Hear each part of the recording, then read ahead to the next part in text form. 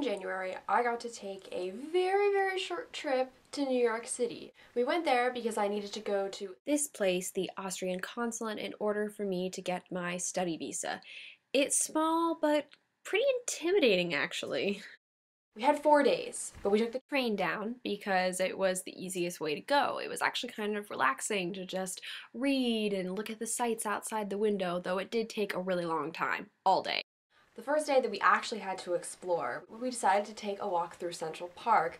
Now, one thing I have not learned to do yet is how to be comfortable with talking to a camera whilst out in public, and you can revel in how awkward I felt doing it.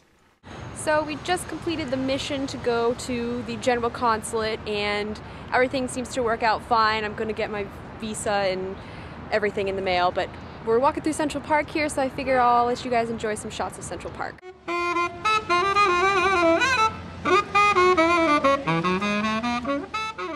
When we were there, it was about 50 degrees outside, which is incredibly warm for the winter, but it was perfect for sightseeing because it gave us a chance to kind of check everything out and see sights like this Bethesda fountain and these horses being absolutely adorable.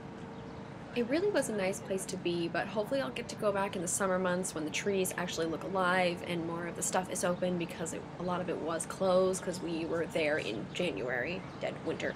Considering it was a 50-degree day, we really did luck out on our time being there. We decided we would go check out Times Square, which was really loud and busy, but they had a lot of cool stores like the Disney store and this gigantic American Eagle and the Hershey store and M&M store. Once the sun set, it became crazy busy there, and I really didn't like being there after dark because it was like you couldn't move without smacking into someone or trying to avoid somebody who was trying to shove something in your face trying to get you to buy a ticket. But during the daytime, it was pretty enjoyable. I got this scarf from Harry Potter the Exhibition, which was on its second tour of New York City, so yeah, kind of had to go check that one out. It was really awesome. A lot bigger than I thought it was going to be. I kept thinking I was going to come to the end, and then you go down a staircase and they'd have this whole other section. For a Harry Potter fan, it was a big deal. And of course, I couldn't take any footage of that because it was all, you know, don't take any footage, no pictures. This is like, they want you to pay to go there, so yeah. My mom and I were wandering Times Square, and we actually got free tickets to see The Late Show with David Letterman,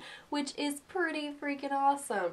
The guests there that night were Charlie Sheen, Phil Simms, and this guy named Jose James. Charlie Sheen was definitely the most interesting of them, and the only one I'd actually heard of, but it was quite an experience and totally unexpected. Definitely some New York City magic.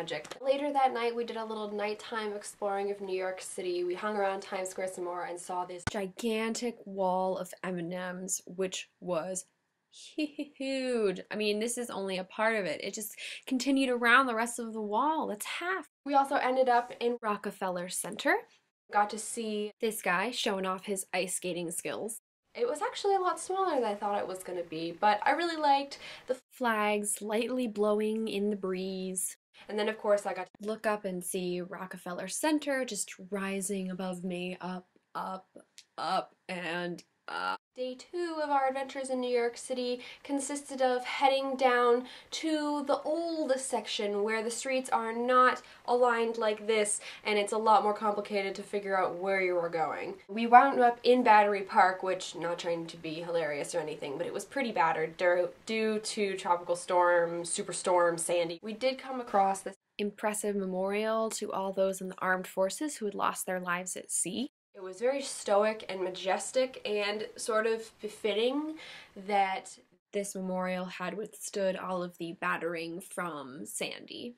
The main reason we had gone down to the older part of New York City was actually to visit the 9/11 memorial. This was definitely a sombering experience. The memorial was not complete, so there was only some certain sections that you could see. It was basically the 2 reflecting pools and then the visitor center.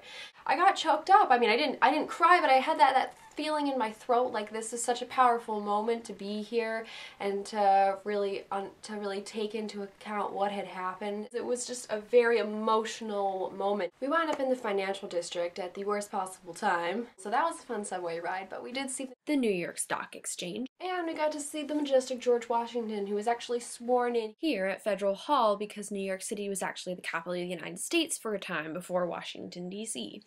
We also went to this place called Francis's Tavern, which had existed there since the 1700s. Very cool place to eat. They even had something called the Dingle Whiskey Bar there, which I thought was kind of fun. I ended my adventure of exploring New York City with, what else, a Broadway show.